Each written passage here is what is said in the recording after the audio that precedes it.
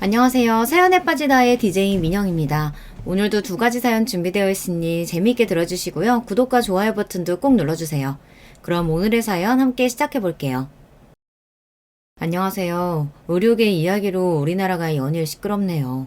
병원 관련 뉴스를 접한 지 이미 꽤 되었는데 앞으로도 한동안 계속 보게 될 예감이라 이거 참 씁쓸하고도 난감합니다. 살면서 병원을 한 번을 안 갈 자신감으로 사는 사람은 거의 없을 테니까요. 저도 이래저래 걱정이 되네요. 모두 건강관리에 각별히 유의하며 지내시길 바랍니다. 의료계의 뉴스가 장기로 이어지는 가운데 저도 의사라고 하면 가지고 있는 추억이 하나 있습니다. 어떻게 얽힌 이야기인지 풀어보고 싶어 이 사연을 신청하게 되었습니다. 어쩌면 저는 그저 한 번쯤 제 인생의 이야기를 나눠볼 것을 찾고 싶었던 것뿐일 수도 있겠네요. 제가 어렸을 적에 부모님이 이혼을 하셨어요. 아버지라는 사람이 바람을 피웠거든요. 참으로 진부한 내막이죠. 외동딸로 태어나서 자라온 저였으나 사실 동생이 생길 뻔했답니다. 엄마의 뱃속에 남동생이 있었는데 유산이 되었고요. 그것도 초기 유산 같은 게 아니라 임신 7개월째에 그렇게 되었어요. 특별히 원인도 없었던 것으로 제가 기억하고 있습니다.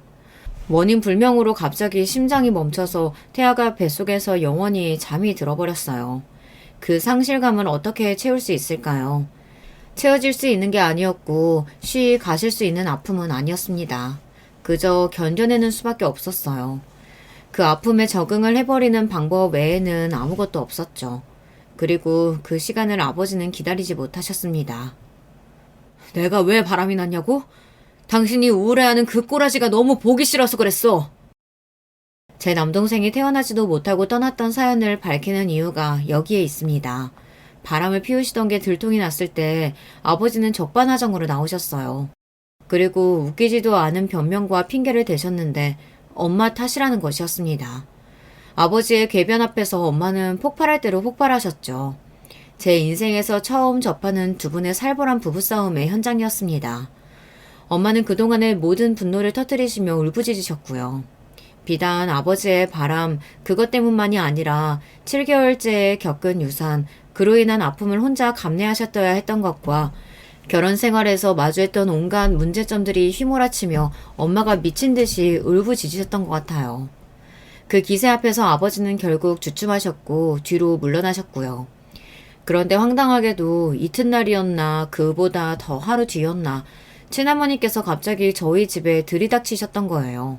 오시자마자 저희 엄마의 머리채부터 잡아주셨고요. 온갖 험악한 쌍욕들이 친할머니의 입에서 튀어나왔습니다. 저는 경악했고 너무 당혹스럽고 무서워서 숨을 죽이고 울고 있었던 것 같아요. 야, 이 못된 년아. 너는 내 아들 여태까지 마음고생 시켜놓고서는 뭐가 그렇게 당당하니? 네가 뭔데 내 아들 앞에서 큰 소리를 치어? 너 오늘 진짜 내가 반 죽여놓을 줄 알아! 머리채를 잡힌 채로 엄마가 악을 쓰셨고 저는 계속 서러워서 울었습니다. 친할머니께서는 한껏 분풀이를 마치신 후에야 발길을 돌리셨고요.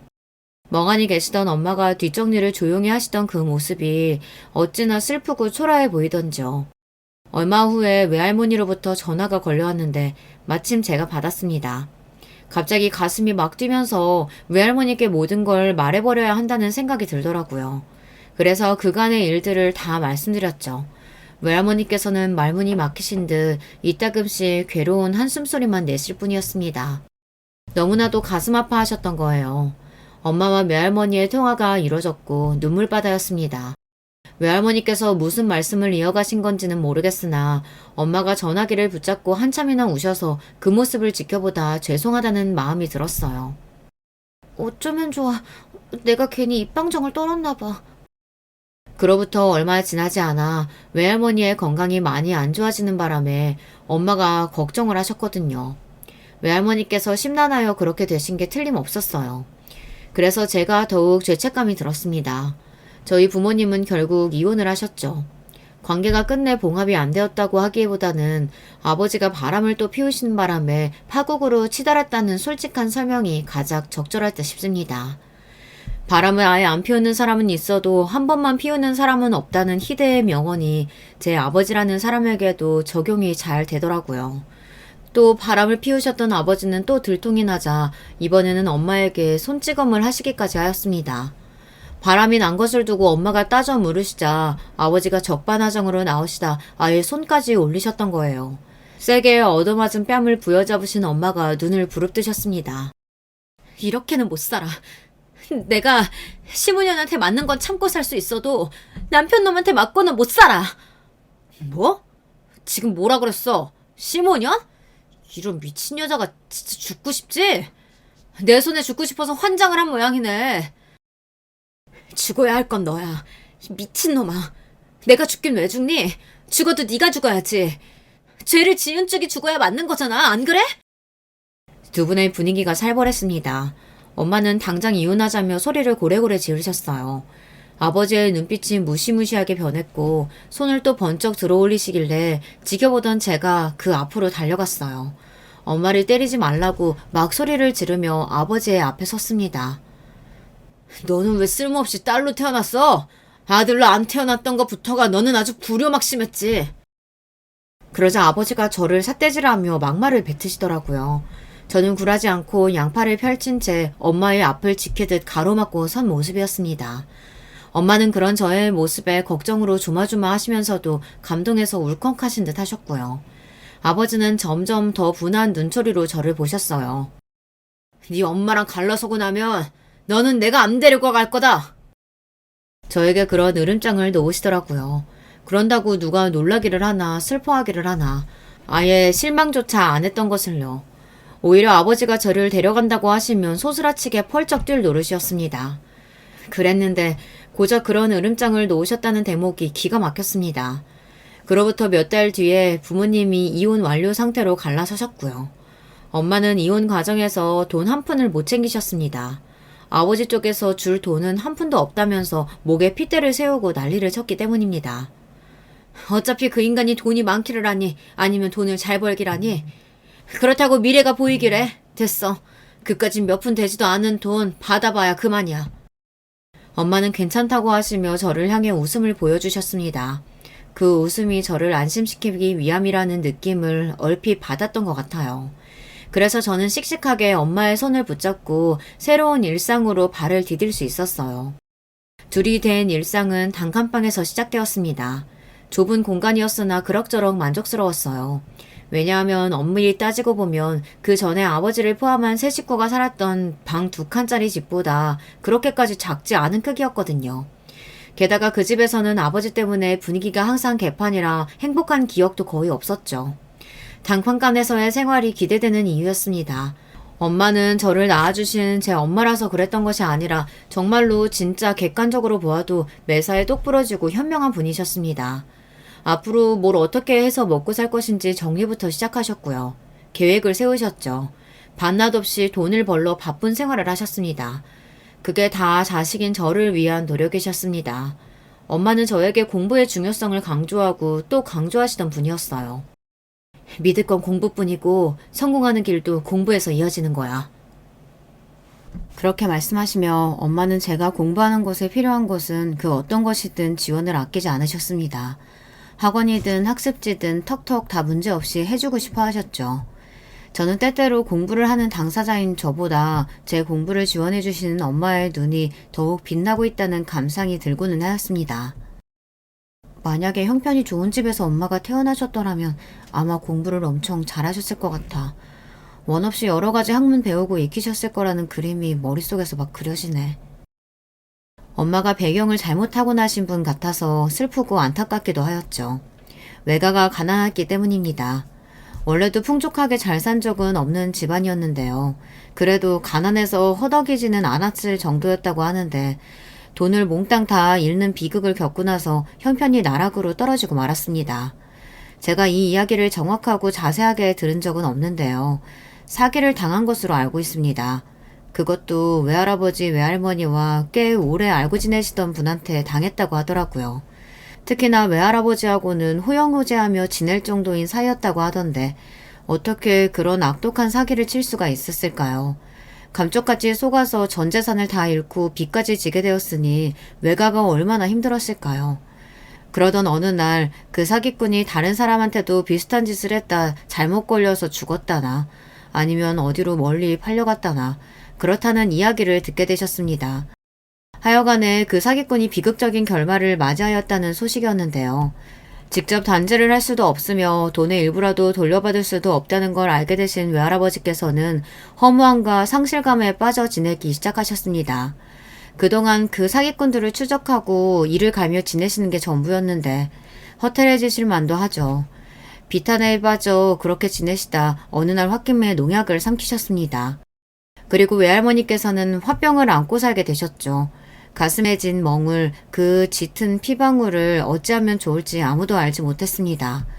저에게는 외삼촌이 한 분 계시는데요. 집안의 장남이신 외삼촌께서는 어릴 적부터 영민하다는 소리를 많이 들으셨던 분이셨죠. 눈빛부터 그렇게 초롱초롱할 수가 없었다고 해요.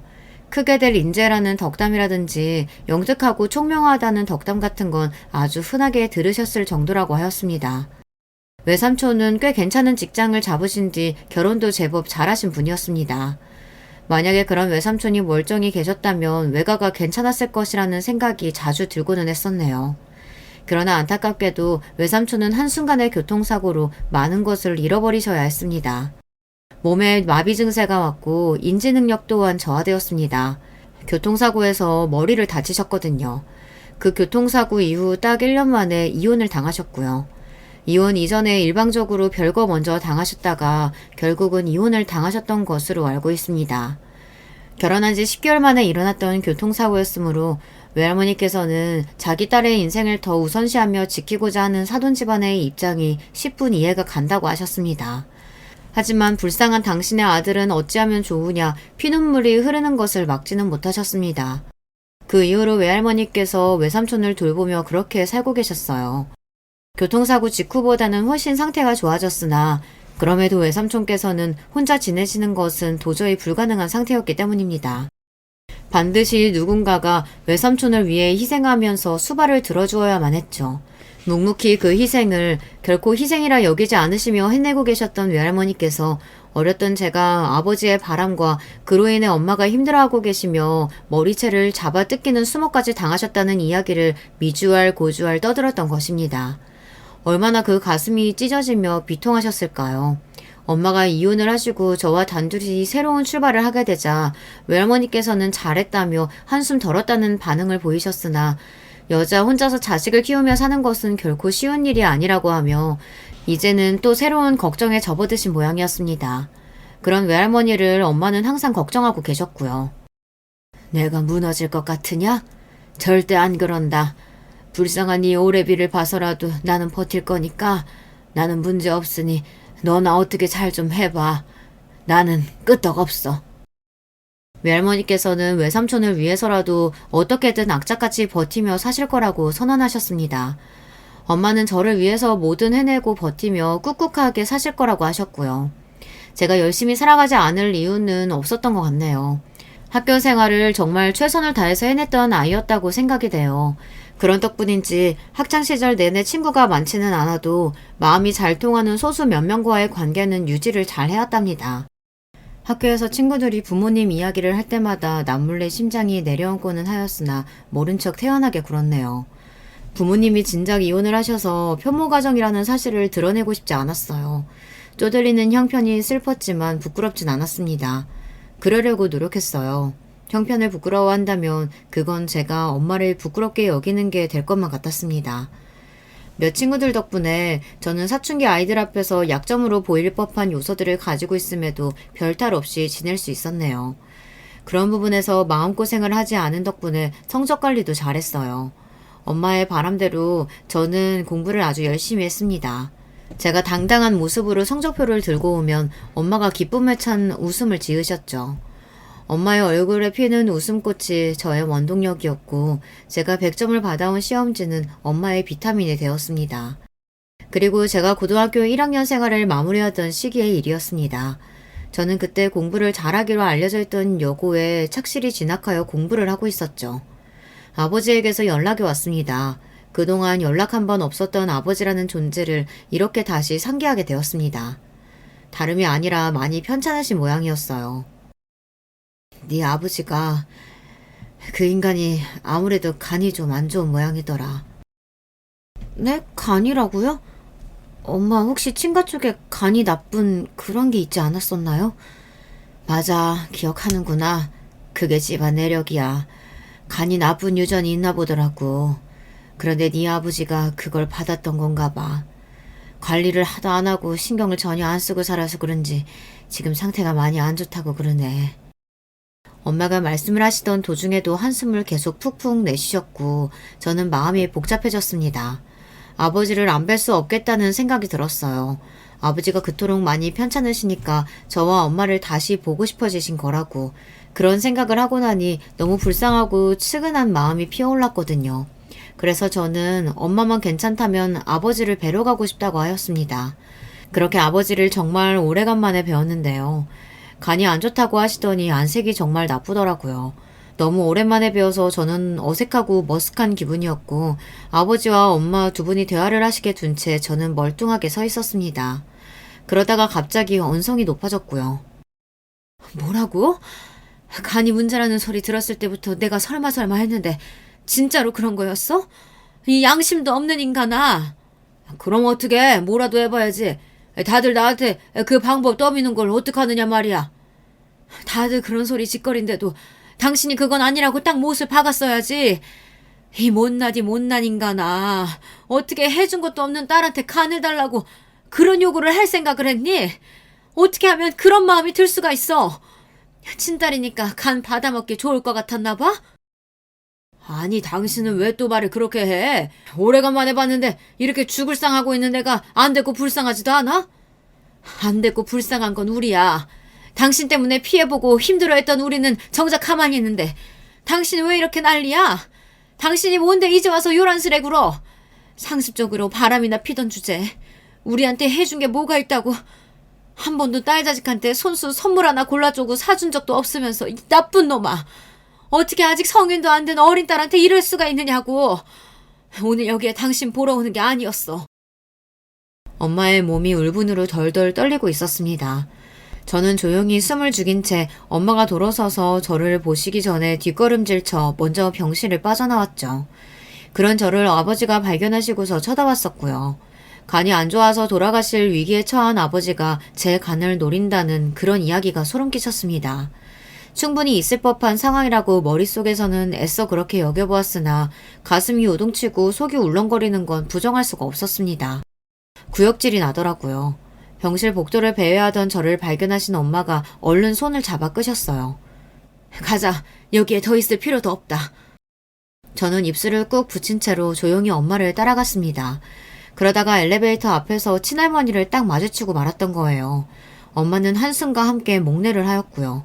저는 엉거주춤 제법 정중하게 인사를 드렸는데 친할머니께서는 그런 저를 빤히 쳐다보고 계셨습니다. 자식이면 부모의 아픔 외면할 순 없는 거지. 그치? 내 말이 맞지? 너도 그렇게 생각하지? 다짜고짜 저한테 그렇게 물어보시더라고요. 저는 그 뜬구름 잡는 질문이 아버지의 간과 관련이 있다는 것을 알고는 난감해졌습니다. 엄마가 몹시 화가 난 얼굴로 친할머니와 따로 복도 구석에 가서 이야기를 시작하셨는데요. 목소리가 높아지기까지는 불과 수초도 걸리지 않았습니다. 엄마는 머리끝까지 열이 받은 채로 저에게 돌아오셔서 당장 엘리베이터를 잡아 타셨고요. 공부를 그렇게 잘한다면서 고등학교도 아주 좋은 곳으로 다닌다면서 그런데 그게 다 무슨 소용이니? 공부만 잘하고 인정머리 하나 없으면 그게 사람이야? 참된 사람이라고 할 수 없지. 친할머니께서 닫히는 엘리베이터 문을 바라보며 소리를 크게 지르셨고요. 달려오시다가 바닥에 철푸덕 넘어져서 주저앉는 모습을 보았습니다. 어떻게 된 상황인지 당연히 저도 파악을 다 하였고 아직 성인도 아닌 제가 이래저래 판단을 하고 결정을 내릴 일이 아닌 듯 싶었습니다. 무엇보다 엄마가 강경하게 절대 간 이식을 아버지에게 해주는 일은 없고 검사조차 받을 이유가 없다고 나오셨어요. 아주 단호하셨습니다. 그 결심이 너무 확고하여서 차마 제가 끼어들 틈조차 없었고요. 아버지가 돌아가셨다는 걸 알게 된 것은 그로부터 한 달 후의 일이었습니다. 간 때문에 못 버텨서 돌아가신 것만은 아니었고요. 몰래 담배를 사러 멀리까지 나가셨다가 발이 꼬이는 바람에 길에서 크게 넘어지셨더라고요. 그러면서 하필이면 돌부리에 이마를 찌으셨습니다. 그게 커다란 충격이 되었고 그 여파로 아버지가 돌아가신 것이었어요. 사람 죽고 사는 일은 모르는 거라고 하더니만 어떻게 가도 그런 식으로 갔을까? 엄마가 허탈함과 쓸쓸함으로 오랫도록 중얼거리셨습니다. 친가 식구들은 아버지가 돌아가시고 나서 무슨 이유에선지 서로 홀트드며 무지막지하게 싸웠다고 하더군요. 그리고 저와 엄마를 향해 이제부터 영영 인연을 끊자느니 그런 소리를 해대기도 하였습니다. 어이가 없을 따름이었네요. 원래도 연락 한 번 안 하고 살았건만 이제 와서 무슨 인연을 끊니 많이 하는 것인지 그저 헛웃음이 나왔습니다. 그런 정신없이 소란스러운 분위기 속에서 아버지는 영영 떠나버리셨고 반전이 펼쳐진 것은 며칠 뒤의 일이었습니다. 알고 보니 아버지가 당신의 유일한 재산을 제 앞으로 남기고 떠나셨던 거예요. 현금 3,200만 원 정도였습니다. 그 당시 물가로 가늠해 본다면 현재의 3,200만 원보다 더 큰 금액입니다. 그런 돈을 어쨌든 당신의 집안 사람들이 아니라 꾸역꾸역 알아보고 준비를 하셔서 아무도 몰래 제 앞으로 남겨놓으셨다는 게 저로 하여금 많은 생각이 들도록 만들었습니다. 왜 갑자기 내가 엄청 어렸을 때 아버지하고 둘이 손잡고 약수터 가고 슈퍼에 가서 과자 사 먹고 그랬던 기억이 떠오르는 걸까? 한 번도 떠올린 적이 없었던 아주 옛날 일들인데 왜 이제 와서 그 기억들을 추억이라고 나는 그렇게만 부르고 싶어지는 걸까? 마음이 복잡하더라고요. 이렇게 사람은 결코 한 갈래의 마음만 가지고서 살아가는 게 아니라는 것을 저는 아버지를 통해 깨닫게 되었습니다. 그게 뭐 그렇게나 큰 돈이라고. 전혀 큰 금액도 아닌데 설마 그거 하나 네 앞으로 남겼다고 해서 그 인간이 스스로에게 면죄부라도 주고서 떠났을까봐 나는 그게 걱정이야. 생각해보면 하나뿐인 자식한테 있는 재산 남기고 가는 거 너무나도 당연한 일인데 뭐. 이혼하면서 10원 한 장 못 챙겼었는데 이렇게라도 그 인간한테서 돈 받아낸 것 같아서 조금은 후련하다. 이렇게나마 내가 후련한 기분 맛본다. 그리고 엄마는 아버지가 아무도 몰래 저에게 남기고 떠나신 그 돈을 이렇듯 평가하셨습니다. 그 돈을 엄마는 후련한 재산이라고 보셨습니다. 개운한 얼굴을 하고 계셨어요. 그래서 저는 엄마의 그런 모습을 보며 속으로 다행이라고 생각했고 약간은 안심을 하기도 하였습니다. 하지만 그로부터 얼마 지나지 않아 잠이 오지 않는 새벽 뒤척이다 문득 일어나 보니 엄마가 평소에 드시지도 않던 그래서 요리를 하실 때나 사용하시던 소주를 한잔 하시며 훌쩍이고 계셨습니다. 혹시라도 제가 듣고 깰까봐 조용히 훌쩍이시는 엄마의 그 모습이 아빠로 인한 것임을 저는 직감할 수 있었습니다. 다시 한번 사람의 마음은 결코 한 갈래로 이어져 있는 게 아니며 겉으로 내어 보이는 모습이 다가 아니라는 것을 저는 깨닫고서 소리를 내지 않고 조심스레 다시 이부자리 위에 누웠었죠. 제가 아무에게도 말하지 않은 속마음이 있었어요.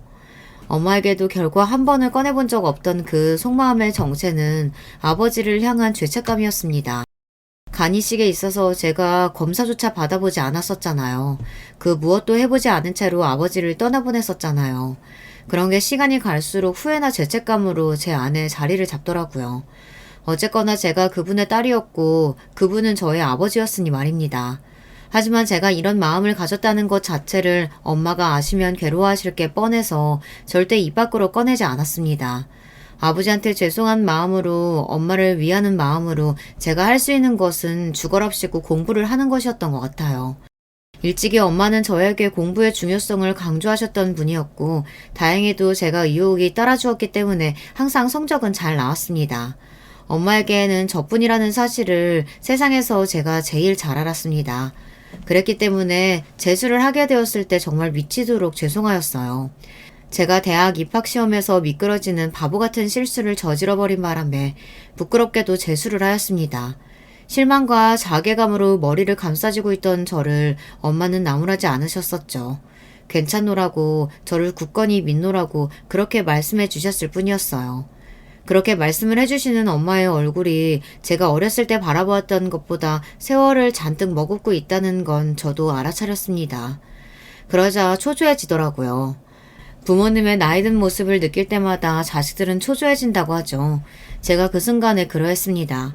초조해서 죽을 것만 같은 마음을 안고서 재수 생활을 보냈었네요. 그렇게 목표를 했던 대학에 입학을 해낼 수 있었습니다. 엄마가 한껏 어깨를 펴고 다니시는 게 저의 보람이었어요. 예전에 살았던 단칸방 말고 비록 아담하지만 멀쩡한 아파트에서 살게 되었다는 것보다도 엄마는 딸이 명문대에 다니는 것을 비교할 수 없을 정도로 훨씬 더 많이 자랑스러워하며 뿌듯해 하셨던 분입니다. 그 시기에 엄마는 이런 질문이 들어오기를 손꼽아 기다리셨어요. 그럼 딸내미가 나중에 뭐가 되는 거야? 뭐를 할 거래? 우리 딸? 검사. 우리 딸은 검사가 될 거래. 이미 꿈은 정했어.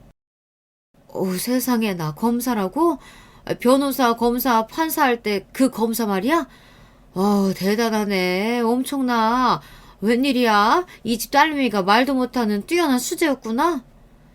아유, 그러게나 말이야. 엄마의 나는 이렇게 못났는데 우리 딸은 왜 그렇게 잘났는지 모르겠어. 내가 낳고 키운 자식이지만 내 눈으로 보기에도 정말이지 말도 안 되게 대단하고 기특해. 그런 질문에 답을 하실 때면 엄마가 무척이나 행복해 하셨죠. 그런 일이 있었다는 날에는 엄마의 표정부터가 달랐습니다. 웃음이 비죽비죽 입가를 가르고 새어나오는 모습이었거든요. 그러면 저도 그만 실실 웃음이 나버리고는 했어요. 엄마가 행복해 하시는 모습을 보고 나면 저는 어떤 장애물이든 전부 다 뛰어넘을 자신이 생겼어요. 그 어떤 시련이든 포기하지 않을 용기와 끈기가 생겼습니다. 그런 것들이 발휘되었던 건 전부 엄마라는 존재 덕분이었습니다. 그랬기 때문에 저는 하늘을 원망했었습니다. 그것도 아주 많이 정말 죽을 만큼 원망했었습니다. 왜냐하면 엄마는 제가 30대 나이 문턱을 넘기도 전에 돌아가셨기 때문입니다. 하지만 한편으로는 제가 결국 검사가 되었다는 것을 보고 나서 돌아가셨으니 이것만큼은 하늘에 감사해야 하는 건가 싶기도 했었네요. 엄마가 편찮으신 것을 제가 너무 늦게 알았습니다. 많이 편찮으시다는 것을 알았을 때는 이미 병원에서 남은 기간을 3개월로 이야기하였으며 정말 길어봤자 6개월이라고 예상하였습니다. 우리 엄마 불쌍해서 어떡해요. 나처럼 멍청한 딸 둬서 엄마가 이렇게 된 거예요. 남들은 엄마 나이 같으면 이제 인생 시작이라고, 진짜 인생은 중반부터 시작하는 거라며 이제 본격적으로 여기저기 놀러 다니고 자식들이 효도하는 거 마음껏 받으며 누리고 사셨을 텐데 다들 그렇게 사는데 왜 우리 엄마만 이래야 돼요? 그러니까 이게 다 못나고 어리석은 딸 둬서 이렇게 된 거겠죠. 나 같은 불효녀를 둔 엄마 인생이 너무 불쌍하고 안 됐어요. 어떡하면 좋아요? 엄마 앞에서 펑펑 우는 것도 자제를 해야 한다고, 그럴 자격조차 없다고 스스로에게 몇 번이고 이른 뒤였으나 저는 결국 엄마와 대화를 나누던 중 감정이 복받쳐 올라서 오열을 토해내고 말았습니다. 그런 저의 젖은 눈가를 엄마는 언제 이렇게나 앙상해졌을까 싶은 손을 들어서 조심스레 닦아주셨습니다. 엄마가 돌아가시고 나면 이렇게 제 눈물을 닦아주는 손길도 더 이상 없을 거라는 생각에 진짜 더 미치겠더라고요. 그렇게 죽도록 공부해서 검사 됐으면 뭐래요. 엄마가 암에 걸린 것도 몰랐는데. 자책하지 마, 응? 바보 같은 건 나였어. 엄마가 잘못한 거야. 우리 딸은 아무런 잘못도 없어. 스스로 돌봐야 하는 내 몸을 돌보지 못한 건 나였고, 너는 네 인생을 지금까지 아주 멋지게 달려왔단다. 우리 딸, 이건 그냥 바보 같은 이 엄마의 팔자고 운명인 거야. 그렇게 생각하자, 우리. 엄마는 제가 뭐든 똑부러지게 잘 해내는 딸이라고, 다행이라고, 한 줄기 안심이 된다고 하셨습니다. 검사까지 되는 길을 척척 걸어온 제가 정말로 장하다고, 못 해낼 것이 없는 딸이니까 앞으로 혼자서도 잘 살 수 있을 거라고 엄마가 그렇게 저를 다독여 주셨는데요. 저는 그게 싫었어요. 듣고 싶지 않았습니다. 나 아직 어려요, 엄마. 나 그냥 직업만 검사라는 두 글자 달았을 뿐이에요. 남들이 돈 벌려고 직업 구하는 것처럼 저는 그냥 돈 버는 수단을 검사로 정했을 뿐이에요. 나 그렇게 대단한 사람 아니에요. 나는 여전히 엄마 품이 없으면 안 되는, 아직도 투정 부리고 싶은, 그냥 마냥 기대고 싶은 그런 딸일 뿐이란 말이에요. 밖에 나가서나 검사죠. 엄마 앞에서는 나 그냥 아직 어려요. 나 엄마 없이는 인생 못 살아요. 무서워요. 엄마는 내가 겁이 얼마나 많은지 몰라서 그러죠? 결국 저는 그렇게 부족한 모습을 보이며 엄마 앞에서 철없이 굴고 말았습니다. 제가 아무리 힘들어봤자 여명이 얼마 남지 않았다는 청천벽력을 마주하고 인생의 마지막을 억지로 받아들여야 하시는 엄마만큼 힘들었을까요? 감히 비교라는 것을 할 수가 없었습니다. 고통스러운 와중에도 저를 다독이고자 혼자 살아갈 수 있는 담담한 용기를 불어넣어 주시고자 엄마는 그렇듯 노력을 하고 계셨는데 제가 너무 부족한 모습을 보였던 것이죠. 무서워서 그랬던 것 같아요. 저는 이미 아버지를 한 차례 잃어본 입장이었으니까요. 이미 이혼으로 뚝 떨어져 나간 지 오래였던 존재였으나 그럼에도 이 세상에서 유일한 저의 아버지셨죠. 그런 분을 잃고 나서 속으로 밀려든 죄책감 때문에 너무 힘든 시간을 보냈었는데요. 검사가 되었건만 이제는 제 인생에서 가장 큰 존재인 엄마까지 떠난다고 하니 무서웠어요. 사람의 힘으로 어찌할 수 없다는 것에 무력감마저 들었습니다. 제 나이 20대 꼭 중반에 외삼촌이 돌아가셨고 외할머니께서는 시설에 들어가 계셨습니다. 저는 혼자였습니다. 엄마, 왜 다들 떠나가시는 거예요? 내 곁에는 아무도 없잖아요. 하나같이 다 떠나가네요. 이제 외할머니도 머지않아 떠나실 것 같은 예감이 들어요. 다들 내가 싫은가 봐요. 아니면 내가 불운해서 다 나 때문에 모두가 그렇게 일찍 떠나는 걸지도 모르죠. 아니야. 왜 그런 생각을 해? 우리 딸이 얼마나 똑똑한데.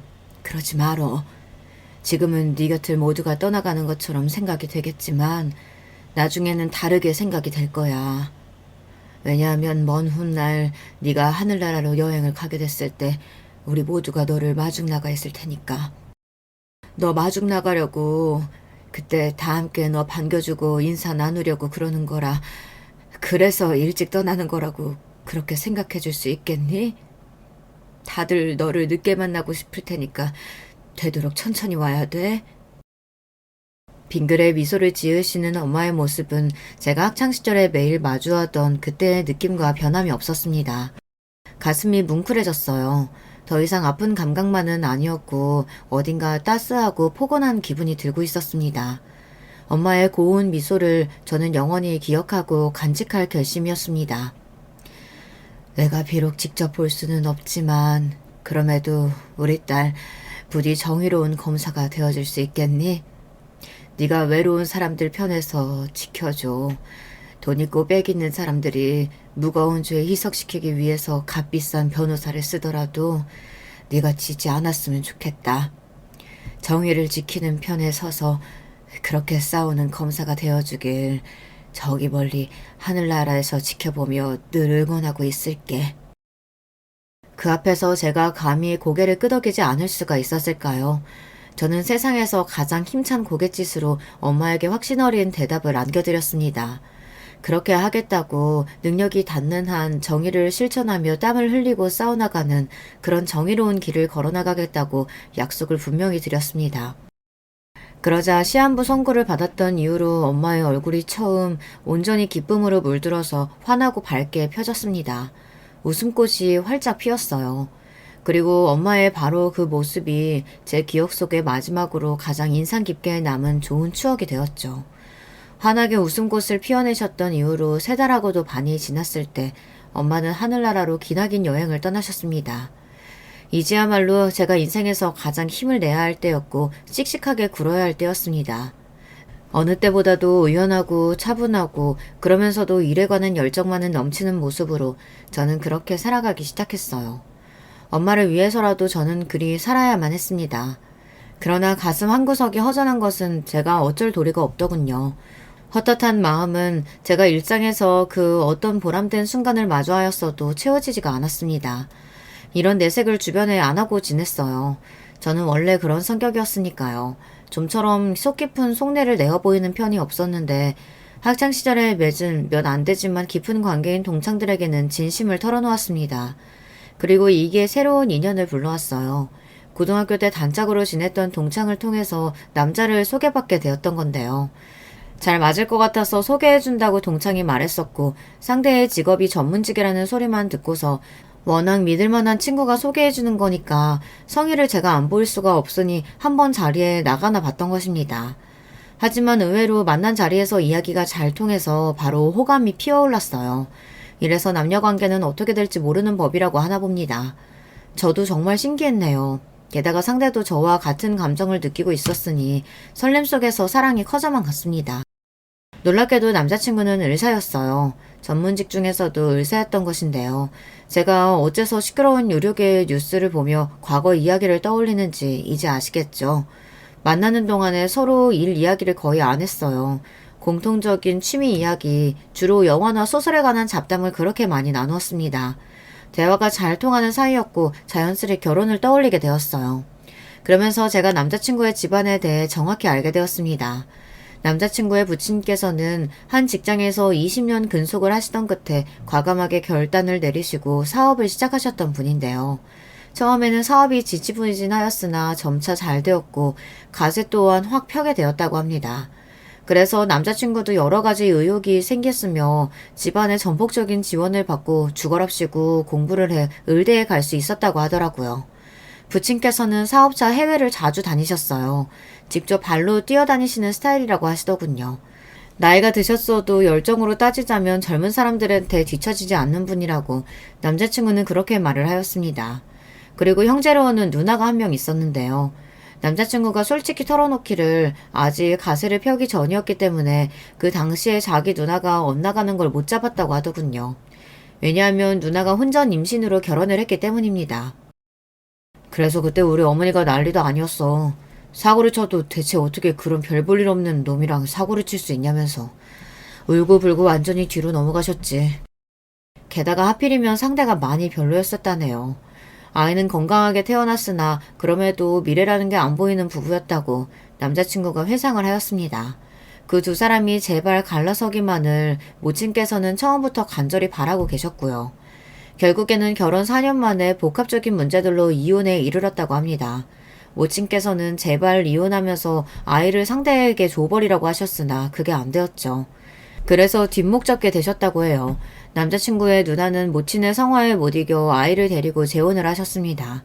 상대 또한 재혼이었고 누나 쪽보다 나이가 8살이 많았죠. 나이가 뭔 상관인데? 띠동갑도 아닌데 유난 떨지 마. 고작 8살 차이잖아. 그 정도의 직업에 재산에 애까지 받아준다는 남자를 앞으로 네가 어떻게 찾겠니? 네가 돈이 있니? 능력이 있니? 제발 너는 그 잘난 동생 발목 잡을 생각이나 하지 말고 조용히 재혼이나 해. 모친의 타박에 충격을 받은 누나가 울면서 재혼을 하였다는 후문이었습니다. 남자친구도 그걸 몰랐다가 자기 누나가 재혼을 하고 난 뒤 전해 들었던 거예요. 모친께서는 당신의 아들이 여자를 만나는 것 같은 조짐만 보여도 간섭을 하셨다고 합니다. 남자친구는 그게 너무 부담스러웠고요. 게다가 한번 크게 데이기도 해서 그 후로 아예 여자친구가 없다고 딱 못을 박아놓고 지내왔다고 합니다. 을세가 닿은 이후로는 모친께서 더욱 눈을 부릅뜨고 감시에 들어간 걸 알았으니까요. 남자친구는 자기 누나의 재혼처럼 자기의 결혼도 모친의 영향을 받을까봐 그게 싫어서 간섭을 받지 않기 위해 저와의 연애도 집에 비밀로 해왔던 것입니다. 이런 전말을 저는 남자친구와 술 한잔 기울이며 진솔한 대화를 나누다가 알게 되었던 것이고요. 근데 우리 어머니가 나이 들고 달라지셨나 봐. 내가 얼마 전에 어머니한테 슬쩍 나 이제 장가나 갈까요? 이렇게 물었더니 가면 좋지. 누구라도 만나서 가면 환영이지. 이렇게 반응하시더라고. 이제 걱정은 덜었다는 남자친구의 말을 들으며 저의 고개도 끄덕여졌습니다. 아들이 잘났으니 지나치게 신격화하며 애지중지하는 전국의 유난스러운 엄마들이 얼마나 많을까 싶었고 남자친구는 게다가 의사였으니 모친께서 눈에 불을 켜셨던 것도 이해 못할 것은 아니라고 여겼습니다. 그리고 사람에게는 한 가지 면이 있는 게 아니니까요. 그런 것에 기대를 걸었던 것일지도 모르겠습니다. 결혼하겠다고 인사를 드리러 가봤더니 집이 청담동에 있는 빌라였어요. 소위 빌라트라고 불리기도 하고 아파트 같은 빌라 말입니다. 주말 점심때였고 남자친구의 모친, 그러니까 어머님만 저희를 맞아주셨어요. 아버님은 사업차 필리핀에 가 계셨는데 갑자기 현지에서 일이 꼬이는 바람에 귀국을 못하셔서 다음에 뵙기로 했습니다. 원래 정해졌던 이 날짜는 그냥 간단히 어머님만 뵙고 차나 한 잔 마시기로 했던 것이죠. 처음에는 분위기가 나쁘지 않았습니다. 어머님의 인상이 되게 예민해 보였는데 콧등의 모양 같은 게 남자친구와 너무 닮아서 신기하단 마음으로 바라보다 보니 별로 경계되지 않더라고요. 이런저런 가벼운 이야기가 오가던 중 남자친구는 저희 집에 인사를 드리러 갈 일이 없다는 그런 대목이 나왔습니다. 어머님이 당황부터 하시더라고요. 인사를 드리러 갈 부모님이 안 계시다니? 그게 무슨 소릴까? 혹시 따로 사시나? 이혼이라도 하신 건가? 아, 그게 두 분 다 돌아가셨습니다. 뭐라고요? 그럼 고한 거네요? 아, 고아는 어린 아이를 칭하는 말이니 제가 엄밀히 고아는 아니고요. 아니 지금 나랑 말장난하자는 건가? 부모가 있는지 없는지 그걸 따지고 있는 중인데 단어를 맞게 썼는지 안 썼는지가 뭐가 중요해? 그래서 부모 형제가 다 없다는 말이 맞아요, 안 맞아요? 맞습니다. 저는 혈혈 단신이에요. 그러자 어머님은 심장 쪽을 갑자기 크게 두드리신다고 하면서 손으로 그 부근을 누르셨습니다. 아들, 심장이 너무 뛰고 이러는 거 안 좋은 거지? 나 어떡하니? 의사 아들에게 냉큼 물어보시더라고요. 남자친구는 난감한 눈초리로 저를 바라봤는데 바로 그때 휴대폰 진동이 울렸습니다. 전화가 오는 것에 휴대폰 화면을 확인한 남자친구가 깜짝 놀라서 벌떡 일어났죠. 꼭 받아야 하는 전화라고 했습니다. 저는 고개를 끄덕여줬고 어머님은 호들갑을 떨면서 얼른 전화 받고 오라면서 손을 휘저으셨어요. 남자친구가 작은 방으로 후다닥 달려가서 전화를 받았고 저는 어머님과 식탁에 멀뚱히 남겨졌습니다. 둘만 남게 된 게 차라리 잘 됐다는 표정으로 입을 여시더군요. 내가 여기에 이사 왔을 때 얼마나 행복했던지 알아요? 청담동이라는 상징성이 있죠. 내가 이제 청담동에 사는 사람이 됐다는 게 너무 행복했고 자부심이 느껴졌어요. 내 인생 폈다는 생각만 들었고요. 비록 딸려는 삐끗하긴 했어도 얼추 바로 맞춰놨고 잘난 우리 귀한 아들한테는 기대를 크게 해볼만 했죠. 우리 아들이 대체 어느 집 귀한 아가씨와 결혼한다고 할까 내내 궁금했어요. 그런데 뭐? 부모가 없어? 가족이 없어? 뭐 일단 근본 하나 없는 년이 다 있을까? 네? 년이라뇨? 초반에 왜 말씀을 그렇게 하시나요? 네, 저에겐 부모 형제가 없습니다. 그게 그렇게나 흠이 되는지 모르겠네요. 부모가 없으면 양심이라도 있든가. 집안만 봐도 열의 아홉은 다 본 거지. 배경이 얼마나 중요한데 어디서 격리 나불행이나 하고 있는 거 맞죠? 아닙니다. 눈알 빠지게 자료 보고 머리 터지게 논리 펼치는 그런 일을 합니다. 자료 보고 뭐 영업 뛰는 서비스직이라도 되나? 에라이, 그래요. 네, 말 잘하면 나가서 실컷 많이 하세요. 우리 아들 곁만 아니면 아무래도 상관없으니까. 어머님이 혀를 끌끌 차시더니 일어나서 어디론가 가시더라고요. 궁금해서 쳐다봤더니 현관으로 이어지는 중문 옆에 놓여져 있던 웬 자루를 푸시는 게 아니겠어요. 그 자루 안에서 나온 건 바로 소금이었습니다. 중문을 열고 어머님이 소금을 툭툭 뿌리기 시작하셨어요. 기가 막히고 열이 받아서 제가 다가가며 소리를 냈죠. 미신을 믿으시나 보네요. 문가에 웬 소금을 두셨어요? 그래 믿는다 어쩔래. 잡귀야 물러가라. 감히 을사논보는 그 심보가 더럽고 찌질한 잡귀가 아니면 뭐겠어? 갑자기 벌어 화를 내시며 저에게 소금을 뿌리셨습니다. 제 입에서 헛웃음이 나오던 바로 그때였어요. 어머니 지금 뭐 하시는 거예요? 이 사람 저한테 뒤처질 그런 인물 아니에요. 아니긴 뭐가 아니야. 네가 콩깍지가 씌어서 그래. 아무리 결혼이 급하더라도 저건 아니지. 네가 의사인데. 제발 무례하게 굴지 마세요 어머니. 이 사람 검사예요. 뭔 검사? 검사라고요, 검사. 이 사람 현재 검사라니까요? 남자친구가 울상이 되어 외치자 어머님이 손에 한 움큼 쥐셨던 소금을 힘없이 떨어뜨리셨습니다. 아, 검사? 그렇지. 어머나, 어쩜 좋아. 우리 아들이 어떤 아들인데 아무나 만날 리가 없었는데, 아이고, 그럼 그렇지. 상황판 및 사태 수습에 나서신 어머님의 모습을 보면서 저는 조용히 핸드백을 챙겨들었습니다. 이만 가보겠습니다. 어머, 아직 차도 다 안 마셨는데 벌써 가요? 이야기 나누지도 못했는데. 아니, 저기 그러지 말고 일단 앉아서 우리 대화를 좀 나눠보는 게 좋지 않을까? 응? 제가 소금 알레르기가 있어서요. 얼른 가봐야 할 것 같아요. 조금 있으면 입에 거품 차오르고 발작 시작될 거라서요. 세상 천지에 그런 게 어디 있나요? 당연히 거짓말이고 핑계였죠. 그러자 어머님의 얼굴이 민망함으로 구겨지더니 금세 빨개졌습니다. 저는 태어난 기색으로 꾸벅 인사를 남긴 채 그 집을 나왔어요. 남자친구가 어쩔 줄 몰라 하는 얼굴로 따라 나왔고 저를 잡았으나 뿌리쳤습니다. 가서 바닥에 소금이나 치워. 어머니랑 결혼하는 것도 아니고 나랑 결혼하는 거잖아. 제발 어떻게 좀 안 될까? 나한테 만회할 기회를 줘. 남자친구의 간청에 흔들렸어요. 하지만 저는 흔들리기만 했을 뿐 넘어가진 않았죠. 왜인 줄 아시나요? 친할머니가 떠올랐기 때문입니다. 저는 그 어머님한테서 친할머니를 겹쳐보았거든요. 그래서 절대 그분의 며느리가 되고 싶지 않았어요. 난생 처음으로 친할머니에게 감사한 마음이 들었네요.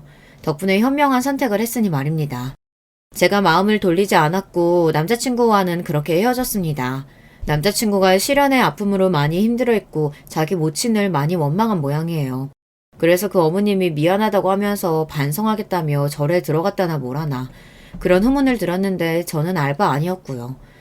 그런 이야기가 들려와도 제 결심이 돌아서는 일은 없었습니다. 어리석은 결혼의 길로 영영 들어가지 않을 수 있었답니다. 먼 미래에 하늘나라로 떠나게 되면 그곳에서 저를 마중나와줄 얼굴들이 있을 것을 알고 있기에 제가 외로워할 이유는 없다고 생각하며 담담하게 살다 보니 또 새로운 인연이 제 앞에 나타나더군요. 지금은 그 인연과 함께 인생의 길을 걸어가는 중이에요. 외할머니께서는 감사하게도 상태가 많이 좋아진 이후로 꾸준히 컨디션이 괜찮아서 종종 찾아뵙고 있답니다. 지금의 제 일상이 저는 제법 만족스럽네요. 안녕하세요. 저는 서울 사는 50대 여자입니다. 매번 듣기만 하다 이렇게 제 사연을 제보하려니 어색하네요. 평소에 일하며 사연을 자주 듣는 편인데 제 얘기가 나오다니 신기합니다. 그럼 바로 제 얘기를 시작해 볼게요. 여러분, 권선징악이라는 단어 아시죠? 워낙 유명한 말이고 학교에 다니며 배우는 기본적인 사자성어잖아요. 착한 사람은 복을 받고 나쁜 사람은 벌을 받는다는 말인데 저는 이 말을 얼마 전까지는 믿지 않았습니다. 제 인생이 유달리 고달팠기 때문이에요. 그런데 인생은 죽을 때까지 모른다고 하던데 그 말이 정답입니다. 이제는 저 말에 너무 동의하거든요. 제 인생에는 악역이 참 많았답니다. 첫 번째 악역은 바로 시어머니였어요. 고등학교를 졸업하고 집이 너무 가난해서 바로 공장에 취업한 저는 거기서 남편을 만났습니다. 남편은 대학생이었고 방학이라 잠깐 공장에 일하러 온 학생이었어요. 서로 첫눈에 반했는데 워낙 집이 가난했던 저는 빨리 결혼하고 싶었습니다. 결혼해서 우리 친정과 달리 안정적인 가정을 이루고 싶었거든요. 남편도 저도 연애할 때 한 번도 싸운 적이 없을 정도로 좋아했죠. 그래서 결혼하고 싶었는데 시어머니가 결혼 전부터 극심하게 반대하셨습니다. 미쳤어? 어디서 대학도 안 나온 년이 우리 아들하고 결혼하겠다는 거야? 아니지. 너 고등학교도 자퇴했다며. 우리 아들은 국립대에 다니는 똑똑한 사람이라고. 그리고 뭐 별 볼 리도 없는 주제에 우리 아들을 넘봐? 너 아버지도 없잖아. 어디서 인생 막장으로 살다가 내 아들 잡아서 결혼하려고 그래? 시어머니는 심지어 공장을 찾아오셔서 따졌어요. 절대 결혼 허락을 못한다고 우기셨죠. 시어머니의 말대로 저는 아버지가 없었습니다. 아버지가 무슨 사고를 치거나 바람을 피워서 엄마가 이혼한 것은 아니었고 오히려 일하다 다쳐서 돌아가셨어요. 지금과는 달리 예전에는 힘든 일을 하다 돌아가신 분들이 많았거든요. 우리 아버지도 그중 하나였죠. 또 워낙 가난해서 엄마와 저 그리고 동생은 반지하에 있는 단칸방에서 셋이 살았어요. 수도도 제대로 나오지 않았고 전기가 끊기는 것도 흔했습니다. 찢어지게 가난했다는 말이 정답이에요. 이런 저를 시어머니는 극심하게 반대하셨습니다. 나는 저번에 수경이 시어머니가 찾아온 거 보고 깜짝 놀랐잖아. 인상부터가 너무 드세더라. 그런데 그렇게 수경이 조건이 별로라고 반대하는 거에 비해 본인도 뭐 딱히 그렇게 잘난 건 아니잖아? 수경아, 네 예비시댁 시장에서 김밥 장사를 한다고 했지? 네. 시장에서 시부모님이 같이 분식집을 하세요. 그냥 시어머니는 제가 아버지도 없고 고등학교도 졸업 못해서 싫으신가 봐요. 아무래도 남편은 대학도 다니고 있으니까 비교가 돼요. 아유, 누가 보면 명문대에 다니는 줄 알겠다. 그냥 우리 지역에서 적당히 공부하면 들어가는 대학이잖아. 그 아줌마 식당 장사도 잘 안 되면서 뭐가 그렇게 불만이래? 나였으면 수경이처럼 착하고 예쁜 여자가 며느리로 들어오면 오히려 좋아할 텐데. 아유 됐어. 그냥 수경이 네가 놔줘. 저런 집안엔 시집 가는 거 아니야. 맞아. 오히려 별 볼 일도 없는 집들이 더 난리더라. 있는 집들은 저렇게 안 따져. 그리고 수경이 네가 고등학교를 그냥 안 다니고 싶어서 안 나왔니? 돈이 없어서 그 어린 나이에 여기 와서 고생한 건데 생활력 좋다고 좋아하거나 오히려 안타깝게 여겨야지. 아주 못됐어. 동료 언니들 말대로 저는 고등학교를 돈이 없어서 못 나왔어요. 학비를 낼 돈으로 당장 하루라도 더 먹고 살아야 했거든요. 처음에 공장에 왔을 때 미성년자라서 안 받아준다는 걸 며칠이나 빌어서 겨우 들어왔습니다. 혼자 가장 역할을 하며 돈을 벌었어요. 엄마가 저랑 동생을 홀로 키우며 공장에서 일하다 팔을 다치셨거든요. 그렇게 집에 미성년자 때부터 돈을 벌어 가져다 주었어요. 제가 고등학교도 나오지 못했다는 게 콤플렉스라 동생은 고등학교도 무조건 졸업하게 했어요. 이런 사정을 남편은 당연히 알고 있었고 시어머니도 알고 있었습니다. 하지만 시어머니는 그냥 제가 싫었는지 무작정 반대하셨어요. 이쯤 되면 저렇게 일터까지 찾아온 집안에 시집을 안 가는 게 맞잖아요? 하지만 저는 결혼하게 되었습니다. 정확히 말하면 결혼식은 올리지 않았는데 혼인신고는 했죠. 이유가 뭐였냐고요? 오빠, 어떡해. 나 무서워. 내가 임신이라니. 이게 말이 돼? 내 배 안에 아기가 있다잖아. 어떡해? 우리 결혼해? 어머님이 나 저렇게 싫어하는데 결혼할 수 있어? 오빠가 어떻게 좀 해봐. 알겠어. 내가 어떻게든 설득할게. 아니다, 수경아. 내가 듣기로 혼인신고는 우리 둘이 가능하대. 그러니까 그냥 먼저 신고하고 나중에 설득하자. 나는 그게 맞는 것 같아.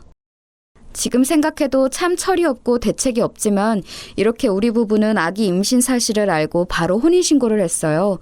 그리고 각자 양가의 사실을 전달했죠. 우리 친정엄마는 제가 좋다면 결혼하라고 너무 흔쾌하게 말씀하셨어요. 우리 친정에서는 사실 반대할 이유가 없었습니다. 문제는 시댁이었어요. 미쳤어?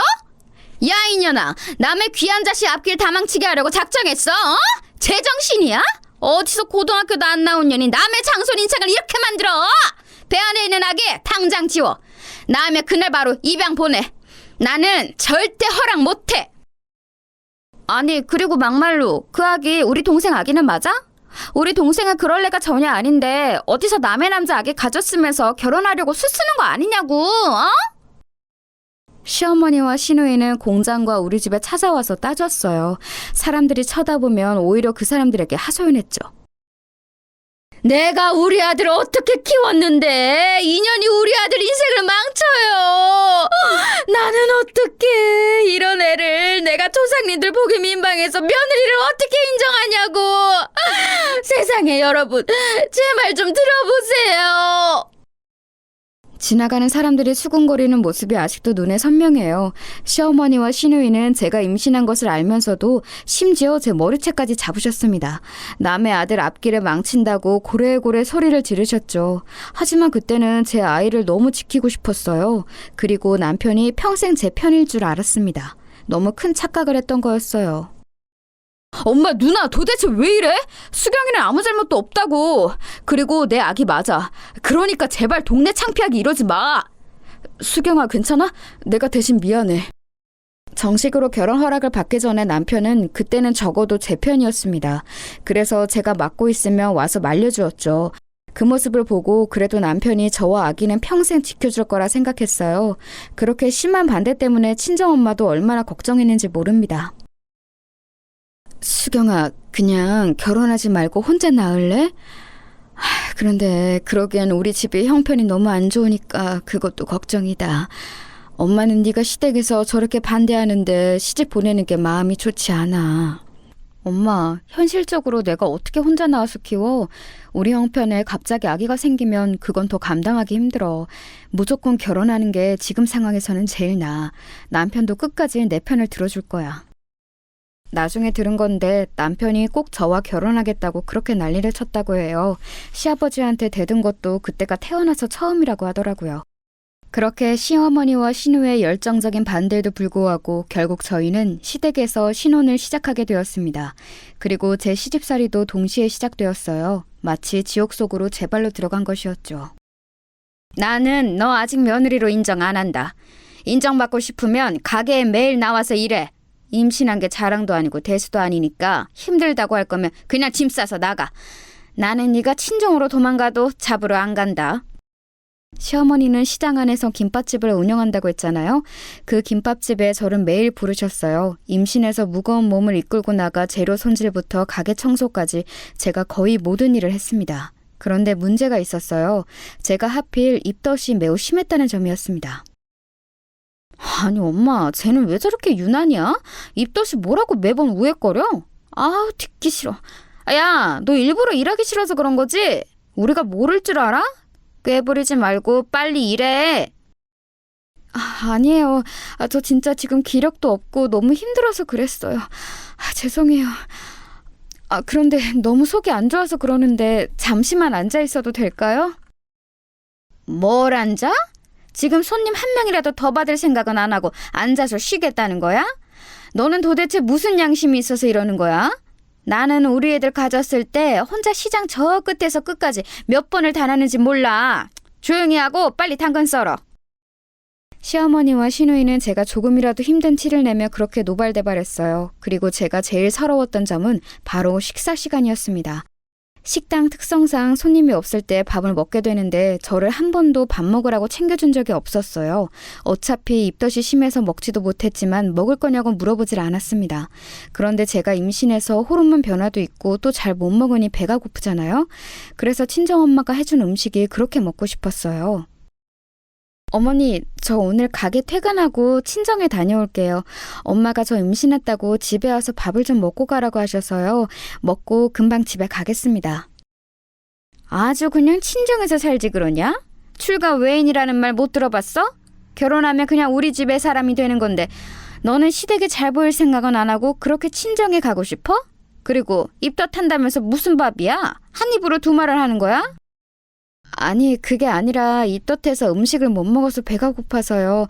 친정엄마 음식이 자꾸 생각이 나서 딱 밥만 먹고 올게요. 저 오늘 종일 굶었던 거 어머님도 아시잖아요. 엄마! 쟤 그냥 갔다 오라고 해. 저렇게 불쌍한 척을 하는데 왜 그래? 그냥 넘어가. 막말로 제가 친정 가서 안 오면 우리야 좋지. 뭘 안 보내려고 해? 야, 갔다 와. 말리는 시누이가 더 얄밉다는 말 아시죠? 시어머니가 대놓고 구박하는 편이었으면 시누이는 얄밉게 옆에서 거드는 편이었어요. 이렇게 속상해도 아기를 막상 낳으면 예뻐할 줄 알았습니다.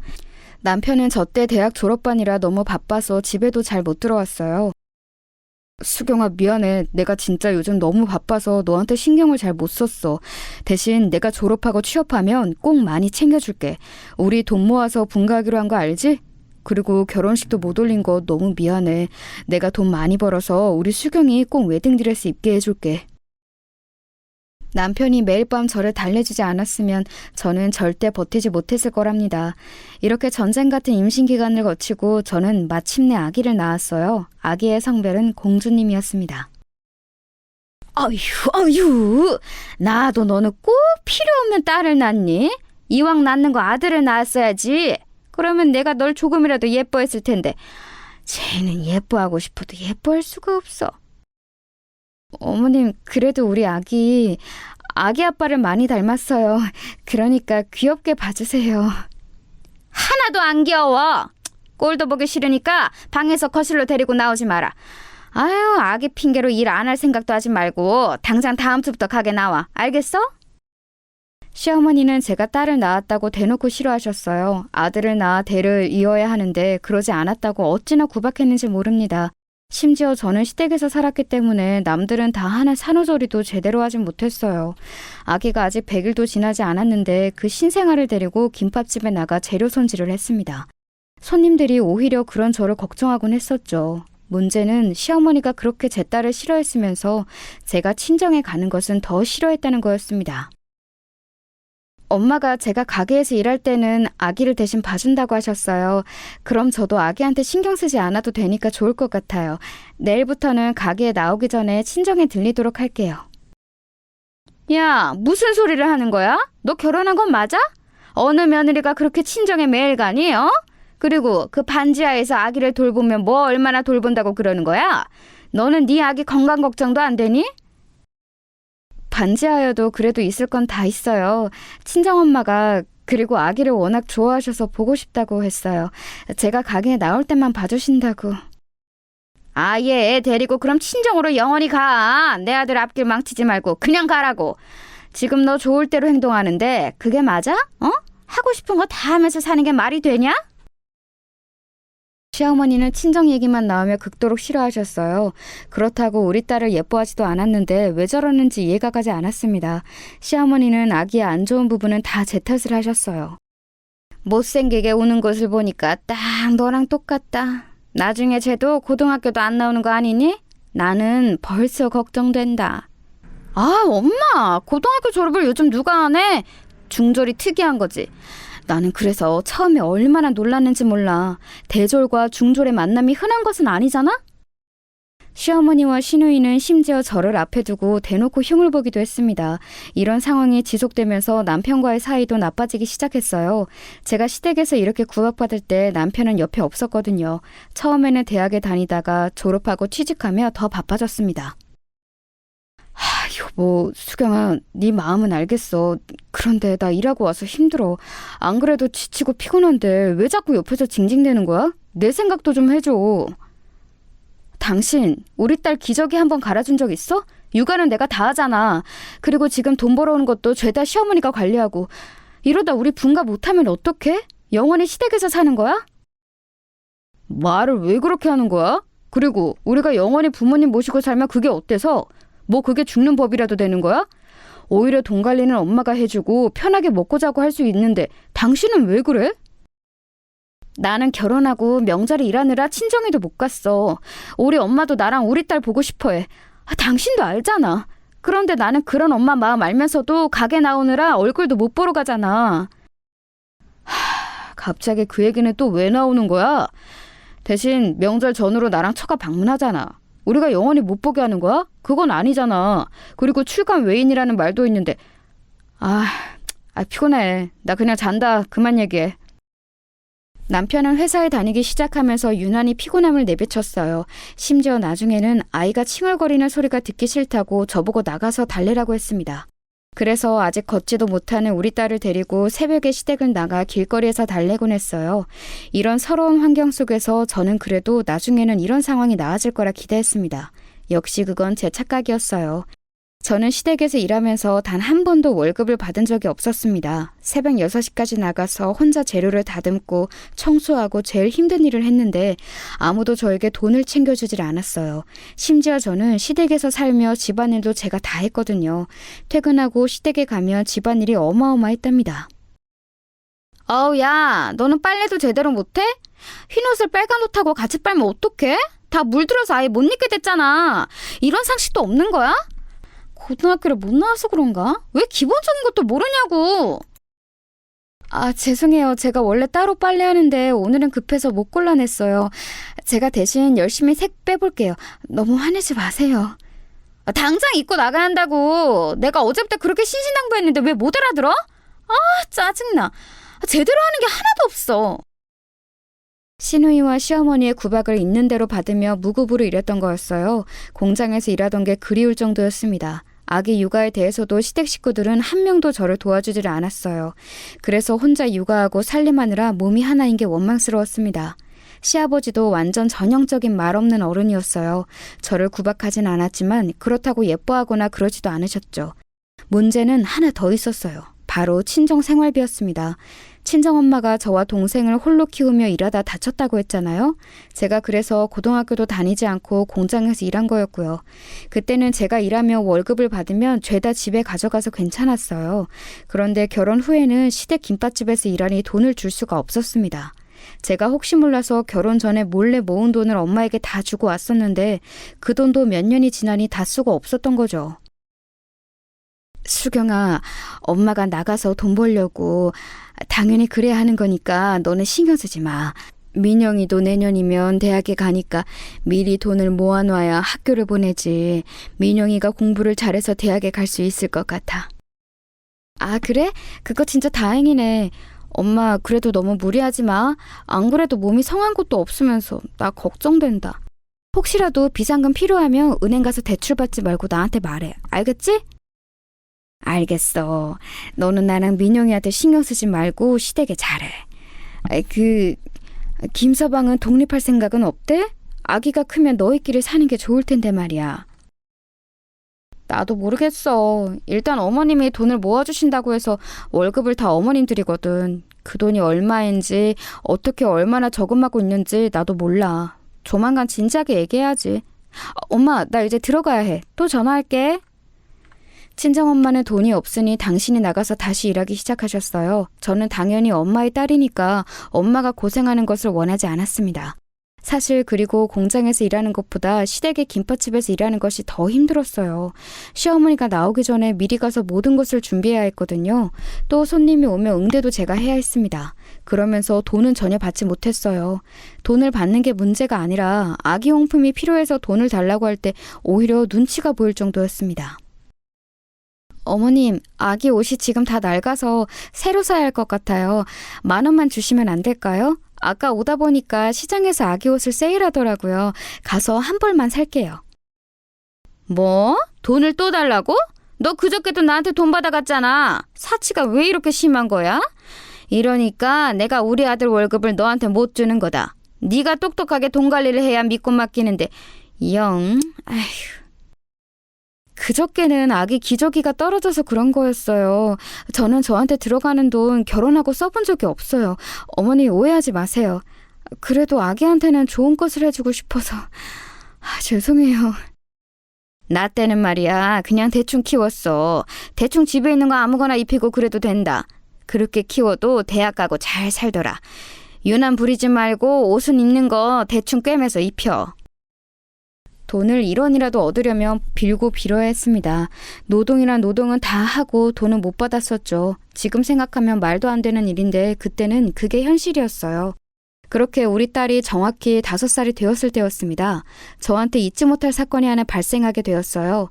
그날도 열심히 김밥집에서 일하고 있었는데 갑자기 동생에게 전화가 오더라고요. 평소에 제가 먼저 하는 경우가 아니라면 동생한테 연락이 오는 경우가 없거든요. 되게 의아하게 생각하며 전화를 받았더니 깜짝 놀라게 되었습니다. 언니! 어떡해! 엄마가 일하다 넘어져서 크게 다쳤어. 지금 걷지도 못하고 응급실에 누워있어. 다행히 의식은 있는데 엄마가 원래 무릎이 안 좋잖아. 의사가 수술해야 할 수도 있대. 일단 언니 병원으로 오면 안 돼? 동생의 전화를 받고 급하게 시어머니에게 병원에 간다고 통보하고 엄마에게 달려갔어요. 엄마는 공장에서 일하다 발을 헛디뎌서 다리를 심하게 다쳤다고 하더라고요. 당장 수술하지 않으면 걸을 수가 없다는 의사의 말에 보호자 칸에 사인을 했습니다. 언니, 수술비는 어떡하지? 내가 지금 아르바이트해서 버는 돈은 우리 공과금 내고 그러느라 모으질 못했어. 하루 벌어 하루 먹고 사니까 모은 돈이 전혀 없거든. 언니 혹시 100만 원이 있어? 민영아, 언니가 어떻게든 가져올 테니까 일단 급한 대로 주변에 빌리자. 병원비는 언니가 알아서 한다고 엄마한테도 말해. 알겠지? 엄마가 수술하지 않으면 걷지 못한다는 말에 진행하긴 했는데 돈이 문제였어요. 동생이 그때는 대학에 다니고 있었거든요. 대학생이라 들어가는 돈이 매우 많아서 동생도 학교에 다니며 아르바이트하고 있었죠. 친정이 너무 가난해서 그렇게 집에 쉬는 사람이 없는데도 모아놓은 돈이 없었답니다. 그때 결혼한 것을 처음으로 후회했어요. 만약 계속 공장에서 일했으면 지금보다는 희망이 많았을 테니까요. 저는 그때까지도 시댁에서 독립하지 못한 채로 살고 있었습니다. 너는 이렇게 손님이 몰리는 시간대에 그렇게 홀랑 가버리면 어떡하니? 책임감이 그렇게 없어? 네가 없어서 내가 얼마나 힘들었는지 알아? 아유, 도움이 안 돼. 김밥집으로 왔더니 시어머니가 제가 병원에 갔던 것으로 뭐라 하더라고요. 그래도 그 말은 귀에 들어오지도 않았습니다. 오로지 우리 엄마의 병원비만 머릿속을 채우고 있었죠. 집에 가서도 엄마의 병원비에 잠을 한숨도 잘 수가 없었어요. 그리고 저는 마침내 결심했습니다. 다음날 역시 새벽이 되자 혼자 가게에 나갔어요. 저는 결혼하고 김밥집에서 무급 노동으로 일하며 한 번도 돈통에 손을 댄 적이 없거든요. 오히려 돈을 조금이라도 달라고 시어머니에게 항상 빌었었죠. 그런 제가 그날부터 조금씩 현금을 빼돌리기 시작했습니다. 물론 한 번에 100만 원을 빼지는 않았어요. 그러면 티가 너무 나니까 현금으로 내는 손님들이 있으면 몰래 주머니에 넣었습니다. 그리고 어차피 제가 가게 장사를 열고 마감하니까 혼자 정산하며 돈을 빼돌렸어요. 그렇게 일주일이 되자 100만 원이 모였습니다. 5년 동안 무급으로 일했으니 그 정도는 괜찮다고 혼자 합리화했죠. 여러분은 어떻게 생각하세요? 민영아, 언니가 돈 가져왔어. 너 남자친구에게 돈 빌렸다며? 빨리 갚아. 고맙다고 전해줘. 그리고 앞으로 돈 필요하면 언니한테 말해. 알겠지? 엄마한테는 형부가 줬다고 해. 돈을 건네며 저는 차마 가게에서 훔쳤다고 할 수가 없으니 남편 핑계를 댔어요. 저는 그 말이 제 인생에 얼마나 큰 파장을 일으킬지 전혀 상상하지 못했습니다. 그렇게 돈을 준 이후에 저는 다시는 돈에 손을 대지 않았어요. 그냥 딱 엄마의 병원비를 위해 돈을 챙긴 거였습니다. 문제는 딱 일주일 후에 일어났어요. 평소와 다름없이 혼자 가게에서 마감하고 집에 갔더니 분위기가 이상했어요. 다들 거실에 모여 제가 들어오길 기다리고 있더라고요. 어머님, 아버님, 여보, 저 왔어요. 오늘 손님이 많아서 가게 정리하는데 시간이 조금 더 걸렸어요. 다들 저녁은 드셨어요? 다들 왜 그러고 계세요? 너 미쳤니? 야, 이년아, 너 머리가 어떻게 된 거 아니야? 거짓말을 얼마나 친 거야? 감히 가게 돈에 손을 대? 당신, 내가 장모님한테 돈 줬다고 했다며? 내가 전화 받고 얼마나 당황했는지 알아? 왜 내가 하지도 않은 일을 했다고 해? 나는 그것도 모르고 엄마한테 물어봤잖아. 네? 아니, 그게... 당신 우리 엄마랑 전화했어? 아니, 그러니까... 갑자기 장모님이 전화해서 나한테 돈 줘서 고맙다고 하잖아. 나는 준 적도 없는데. 그래서 나는 우리 엄마가 챙겨준 줄 알고 고맙다고 했더니 그런 적이 없다고 하더라? 그럼 뭐야? 당신의 가게에서 돈 훔친 거잖아. 어떻게 그렇게 돈을 훔칠 생각을 해? 저는 너무 당황해서 아무 말도 할 수가 없었어요. 시어머니와 남편은 저보고 거짓말쟁이라며 크게 분노하기 시작했죠. 이래서 검은머리 짐승은 거두지 말라고 하나 봐. 나는 누가 나한테 시댁 가게에서 돈을 훔치라고 해도 못 그럴 것 같아. 그런데 쟤는 자기가 나서서 저러네? 엄마, 이러다 우리 가게까지 팔아먹겠어. 아니에요. 그런 거 전혀 아니에요. 사실 친정엄마가 급하게 다쳐서 무릎 수술을 하셨어요. 그 수술비가 없어서 그렇게 했던 거였어요. 훔친 것은 너무 죄송해요. 그런데 진짜 그게 아니면 엄마의 수술비를 구할 방법이 없었어요. 아무리 그래도 어떻게 돈으로 훔치니? 우리한테 먼저 말했었어야지. 실망이다. 아버님, 제가 그래도 시집와서 5년을 무급으로 일했잖아요. 혼자 집안일도 다 하고 가게 일까지 제일 열심히 일했는데 100만 원 정도는 가져갈 수 있지 않을까요? 저는 진짜 남편이 벌어오는 돈도 1원을 쓴 적이 없어요.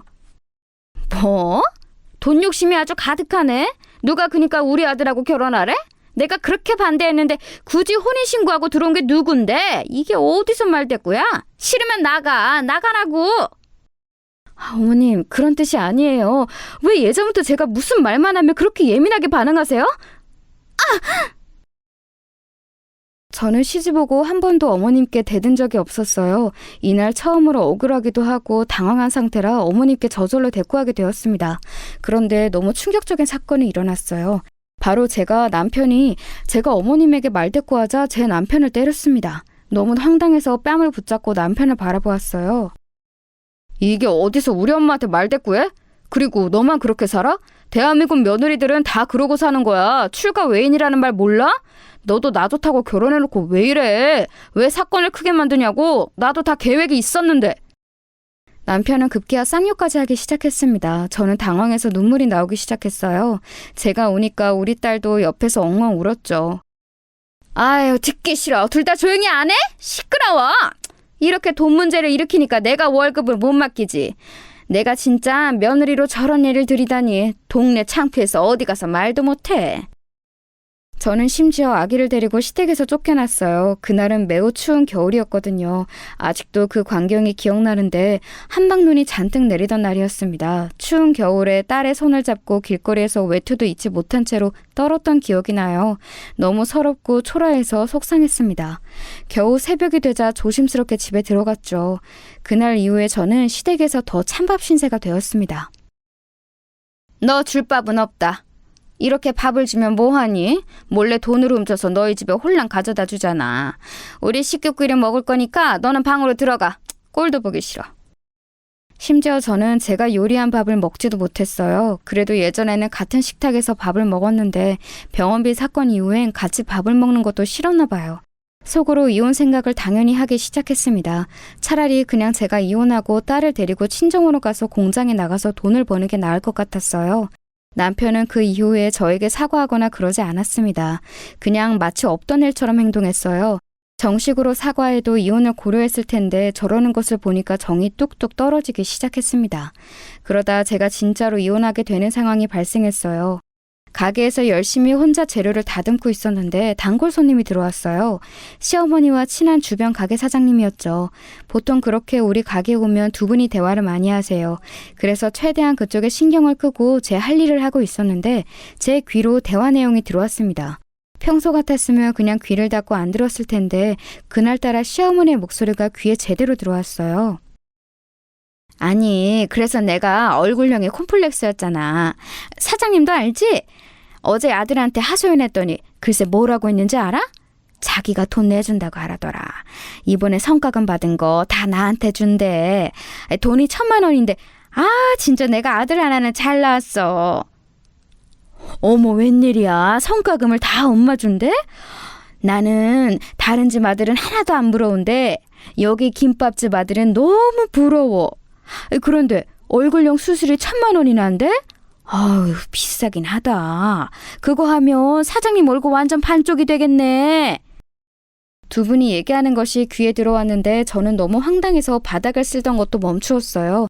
그 뒤로도 성형수술에 관한 내용을 얘기하던데 저한테는 성과금과 1,000만 원이라는 단어만 머릿속을 지배했습니다.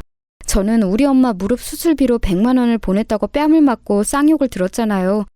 그런데 남편은 본인 엄마의 미용 목적으로 1,000만 원을 그냥 준다고 했더라고요. 순간 속으로 내가 왜 이러고 살아야 하나 생각이 들었습니다. 예, 뭐하니? 지금 손님 들어오셨잖아. 빨리 가서 주문 받고 요리해. 아유, 저렇게 굼떠서 보는 애가 답답하다니까. 얼마 전에는 우리 가게 돈도 훔쳤어. 사장님도 며느리 관리 잘해. 지금 며느리가 가게에 있나? 아유, 나는 쟤 혼자 가게에 절대 일 못하게 하잖아. 세상에 돈을 훔쳤다고? 아우, 사장님이 아들 복은 많은데 며느리 복은 없나 봐. 원래 하나를 얻으면 하나를 포기해야 해. 알지? 그래도 아들이 1,000만 원 줬으니 다행이지. 그런데 좀 며느리 그렇게 안 보였는데 무섭다. 원래 저렇게 순진한 표정으로 아무것도 모른다고 하는 애들이 제일 무서워. 시집 왔으면 아들을 낳던가 딸 하나 달랑 낳아놓고 둘째 소식도 없어. 아유, 대를 이으라고 결혼 허락했더니 미치겠어. 사장님 주변에 똑똑한 여자 한 명 없어? 아우, 있으면 이미 내 며느리로 데려왔지. 요즘 여자애들이 그래서 무섭다니까. 남자는 단순해서 저렇게 뒤에서 몰래 돈 훔치고 그런 짓 안 해. 아유, 그런데 진짜 생각할수록 무섭다. 앞에서는 착한 척을 해놓고 돈을 훔쳐? 심지어 제 앞에서 제 욕을 하는 시어머니를 보고 저는 그동안 꾹 눌러왔던 모든 감정이 폭발했어요. 안정적인 가정을 가지고 싶어서 심한 반대에도 결혼했더니 돌아오는 것은 이런 모욕이었죠. 우리 딸한테 시댁 식구들이 잘하면 몰라. 그것도 아니었거든요. 딸이라고 온갖 구박이란 구박은 다 하고 있었습니다. 딸의 교육을 위해서라도 도저히 시댁에서 살 수가 없었어요. 어머, 쟤 지금 어디 가는 거야? 야, 너 이리 안 와?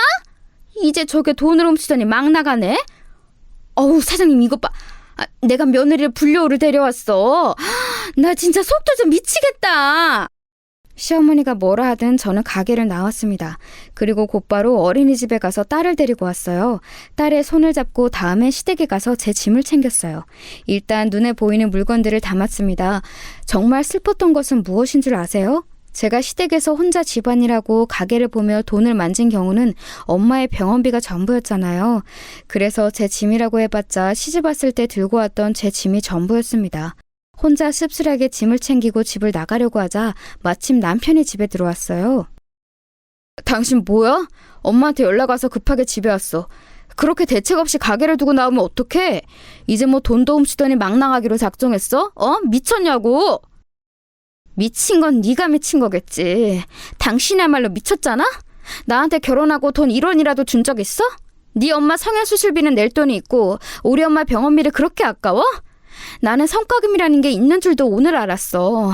진짜 너무 실망해서 당신하고 할 말도 없어. 그건 그냥 성의 표시였어. 우리가 지금 엄마 집에서 얹혀 살아서 미안하니까 그랬던 거지. 그리고 다음 성과금은 당신 주려고 했었어. 내가 다 계획이 있고 생각이 있는데 가만히 기다리면 되는 것을 당신은 도대체 왜 그러는 거야? 그 기다리는 거 언제까지 그래야 하냐고. 5년을 기다렸는데 이러다 나 평생 시부모님 모시게 살게 생겼잖아. 당신은 분명히 우리 딸 3살 되면 독립하자며. 지금 얘 5살이야. 학교 입학할 때도 여기서 살겠어. 당신은 너무 맨날 안 좋게 생각해. 우리가 그래도 편하게 살 수 있는 건 다 엄마 덕분이잖아. 그래서 그냥 나도 미안하고 고마우니까 엄마한테 돈 준 거야. 뭐? 미안하고 고맙다고? 내가 편하게 살아? 나 지금 같이 식탁에서 밥도 못 먹는 거 뻔히 알면서 그런 말이 나오니? 됐어. 나도 참을 만큼 참았어. 이혼하자. 나 이 집안 꼴도 보기 싫어. 뭐? 꼴도 보기 싫어? 야, 너 미쳤냐? 어? 나름 차분하게 시작된 대화는 끝으로 갈수록 험해지기 시작했어요. 욱하는 성질이 있던 남편은 또 저에게 손을 들 것 같았습니다. 그래서 이혼을 통보하고 무작정 딸의 손을 잡고 친정으로 도망쳤어요. 그 뒤로는 당연히 난리가 났습니다. 핸드폰으로 시어머니와 남편이 끊임없이 연락이 와서 전화기를 꺼놓았어요. 그랬더니 그 둘은 저를 보러 우리 친정 반지하까지 찾아왔습니다. 당장 안 나와? 미쳤어? 어? 돈을 훔쳐간 것도 모자라서 이제는 도망을 쳐? 너 내가 횡령으로 경찰에 신고할 거야. 그동안 편하게 우리 집에서 살더니 이렇게 배신을 해? 은혜를 이렇게 갚으면 너 저승에 가서 지옥 가. 수경아, 일단 문 열어봐. 장모님, 처제, 대화로 상황을 해결하자. 엄마, 진정해. 수경아, 이혼은 안 돼. 집안에서 다 들으며 사람이 없는 척을 했어요. 그런데 남편과 시어머니는 너무 지독했습니다. 나중에는 주인집 아주머니가 저에게 곤란하다고 나가달라는 말까지 했죠. 아니, 나도 그쪽 사정 대충 들어서 아는데 안타까워. 그런데 안타까운 마음하고 내가 피해보는 마음은 별개잖아. 이해하지? 그리고 경찰 부르는 것도 한두 번이지. 그 사람들 여기에 자꾸 부르면 우리 집에 무슨 문제 있어 보여. 아유, 됐고 세대 그냥 나가줘. 계속 우리 집을 찾아오며 행패를 부리는 모습에 저도 너무 부끄러웠어요. 그래서 친정엄마와 동생과 상의하고 다른 동네로 이사까지 갔습니다. 남편과 시어머니가 찾아올까봐 두려워서 새벽에 이사 갈 정도였어요. 제가 이사 갔더니 당연히 남편은 더 난리가 났습니다. 하지만 저는 절대 물러서지 않았어요. 너는 네 엄마 얼굴 성형 수술할 돈은 있고 우리 엄마 무릎 수술할 돈은 없냐? 나는 진짜 당신이 이럴 줄 몰랐어. 이렇게 네 가족만 아는 사람이면 결혼 안 했지. 내가 너희 집에서 이제껏 어떻게 일했는데 당신이 이래? 돈. 그렇게 돈이 중요해? 그냥 이대로 계속 같이 살면 어차피 나중에 우리 부모님 돌아가시면 이 집 우리 재산이야. 왜 하나를 알고 둘은 몰라? 나는 당신이 오히려 답답해. 1,000만 원 주면 우리 엄마가 기분 좋아서 당신한테 더 잘해주겠지. 너는 아직도 네 엄마를 모르냐? 나는 당신이 더 답답해. 성형수술한 네 엄마랑 평생 그렇게 살아, 이 마마보이야. 나는 진짜 구역질이 나서 같이 못 산다고. 뭐? 구역질? 당신 지금 말 다 했어? 어? 그래, 이혼해. 하라고. 도장 찍어. 나도 네가 이런 사람인 줄 알았으면 결혼 안 했어. 너랑 계속 살면 네가 우리 집 재산 다 들고 갔겠다. 일부러 남편을 자극하는 말을 했더니 남편은 예상대로 이혼 서류에 도장을 찍었어요. 또 손을 올릴 기세길래 냅다 서류만 들고 도망쳤습니다. 결혼 전에는 무조건 독립하겠다고 호언장담하더니 이렇게 이혼하게 되었습니다. 저는 결혼식도 올리지 않은 채로 딸을 데리고 나온 거잖아요. 순간 너무 후회되기 시작했어요. 제 인생이 저 미친 인간들 때문에 이렇게 됐다고 생각하니 열받아서 잠도 오지 않더라고요. 그때부터 미친 복수를 계획하기 시작했습니다. 5년 동안 무급을 일한 것도 서러운데 뺨을 맞고 쌍욕까지 얻어먹었으니 너무 분하더라고요. 엄마, 나 숙식 제공되는 공장에 들어갈 거야. 예전에 공장에서 일했던 경험이 있으니까 자신 있어. 그동안 엄마가 우리 딸을 부탁해. 너무 미안해. 그래도 나 열심히 돈 벌어올게. 알겠어. 엄마가 우리 손녀딸은 알아서 키울 테니까 수경이 너는 너만 생각해. 알겠지? 엄마도 네가 그런 미친 인간들하고 살았다는 걸 아니까 너무 속상하다. 이혼하길 잘했어. 엄마는 항상 네 편이야. 우리 언니랑 엄마는 평생 고생만 하는 것 같아. 언니, 내 남자친구도 변호사라고 말했지? 혹시라도 무슨 일 생기면 당장 말해. 언니네 시댁 식구들 찾아오면 남자친구가 무조건 해결해준대. 듣기만 해도 든든하다. 우리 민영이 시집 보내려면 돈도 필요하니까 내가 조금 더 고생하지 뭐. 민영아, 너는 그러니까 아무 걱정하지 말고 공부 열심히 해. 알겠지? 어려운 형편에서도 공부를 잘했던 동생은 대학을 좋은 곳으로 갔었거든요. 거기서 만난 남자친구와 결혼 예정이었는데 그 예비 제부는 직업이 변호사였습니다. 변호사와 결혼하려면 우리 민영이도 돈을 어느 정도는 가져가야 했어요.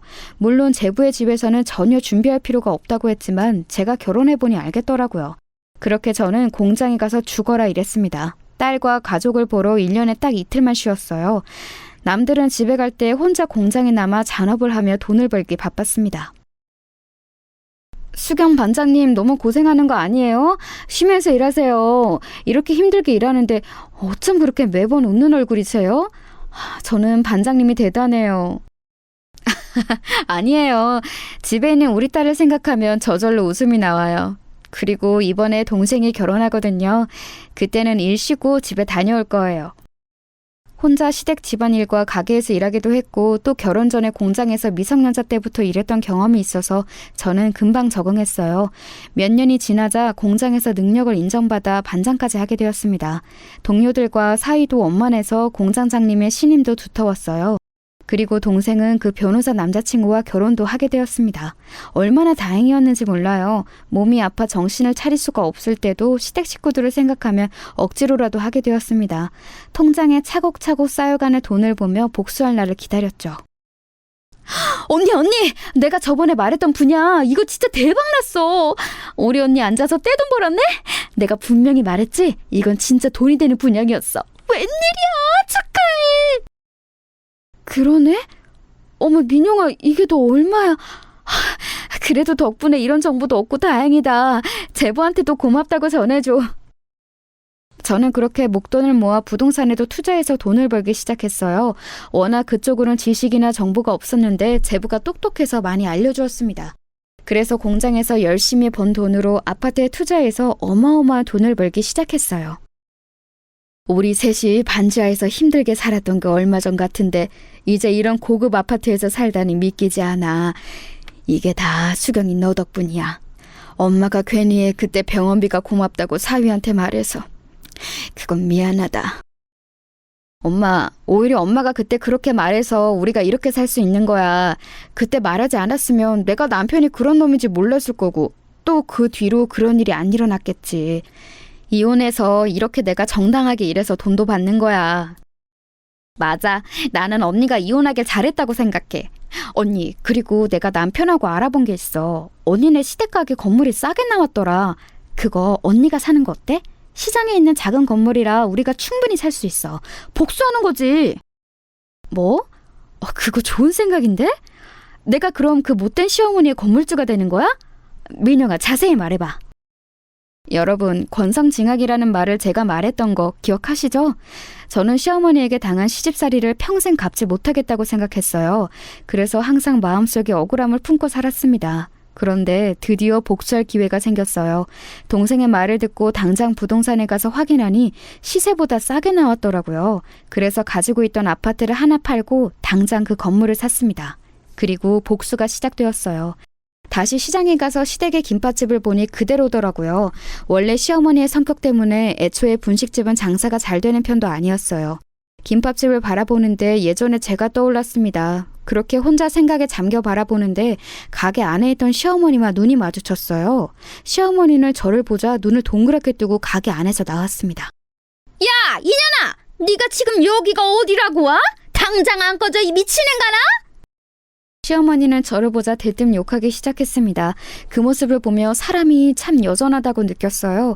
시어머니는 가만히 제가 응시하자 전화로 남편을 부르더라고요.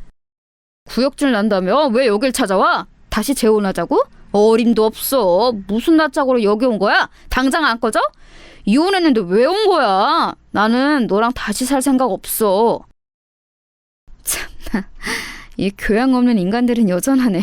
야, 나도 너 같은 인간하고 계속 살 생각 전혀 없어. 내가 미쳤니? 그리고 내가 내 건물 보러 오지도 못해? 나라고 뭐 당신들 얼굴 보고 싶어서 온 줄 알아? 이 건물 이제 내 거야. 내가 내 소유 건물 보러 온 거니까 조용히 해. 월세 2배로 올릴 거야. 그게 무슨 미친 소리야? 저게 진짜 갑자기 나타나서 무슨 헛소리야? 미치려면 곱게 미쳐야지. 또 돈 훔쳐가려고? 여기, 이거 안 보여? 보이지? 내 이름 석자 적혀있지? 내가 너희 가게 건물주인이니까 행동 똑바로 해. 알겠어? 그리고 예전에 일하고 못 받은 돈도 받기 전에 입 다물어.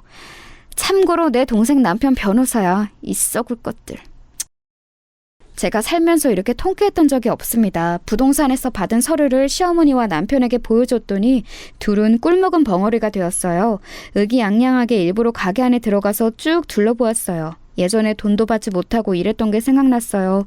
시어머니와 남편 둘은 서로 바라보며 저한테 아무 말도 하지 못했죠. 그 모습을 보며 속에 있던 모든 안 좋은 감정이 사라지더라고요. 힘들게 공장에서 밥도 주먹밥 하나만 먹어가며 일했던 게 생각났습니다. 임신한 채로 김밥집에서 고생했던 것도 기억났죠. 아무 말도 못하고 눈도 못 마주치는 썩을 시댁 식구들에게 오히려 한 번 웃어주고 집에 왔습니다. 그날은 너무 기뻐서 잠이 안 왔어요. 실제로 저는 그 뒤로 일부러 제 건물을 자주 방문하고 있답니다. 제가 보이면 시어머니는 가게 밖으로 나오지도 않아요. 그 모습이 너무 웃겨서 여러분께 보여주고 싶을 정도랍니다. 이렇게 악한 사람은 결국 다 되돌려받는다는 것을 알게 되었어요. 여기까지가 제가 준비한 사연입니다. 다들 재밌게 들으셨나요?